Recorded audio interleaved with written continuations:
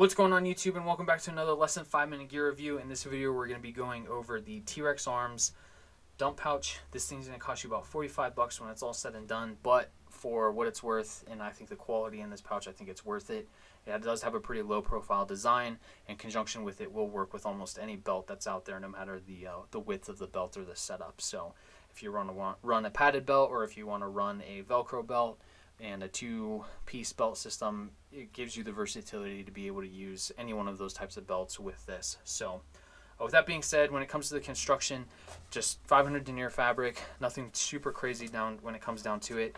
You have a grommet in the bottom, so that way if you get dirt, debris, it's going to probably just fall right out of that.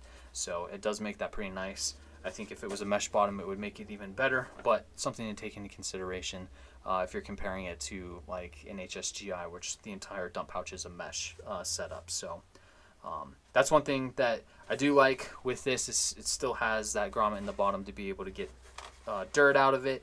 You have these loops for if you want to run that elastic cordage to be able to retain it to your leg. I personally don't like it, but some people do. Personal preference, it's ultimately your decision.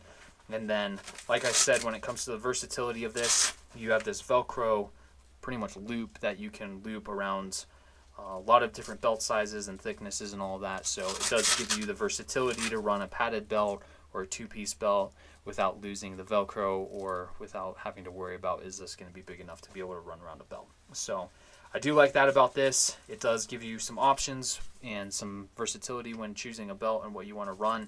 And then you can also fold this up if you want to stow it and want to be able to just keep it consolidated when it's not being used. I usually leave mine open all the time, so I just stuff this Velcro panel into the pocket itself, or into the dump pouch itself, so then I'm always running around with it open like this.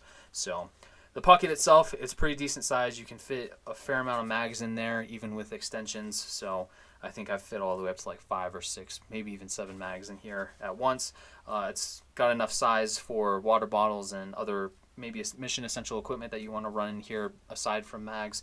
So it gives you the versatility with that without being too big, too bulky. And then you have this flap to help retain everything, so it's not just fumbling around and yard sailing across the ground as you're running and moving and all of that. So honestly, with that being said, that's really about it when it comes down to the dump pouch itself. Really not a whole lot going on. It's pretty streamlined, pretty low profile, which I really like, so that way you don't have to worry about it getting caught on stuff and just being bulky when you're moving around and so on. So take that in consideration when you're looking at different dump pouches. I think this is a really good one. I think the HSGI is another really good one, but it's really going to come down to personal preference and what you like and what you prefer.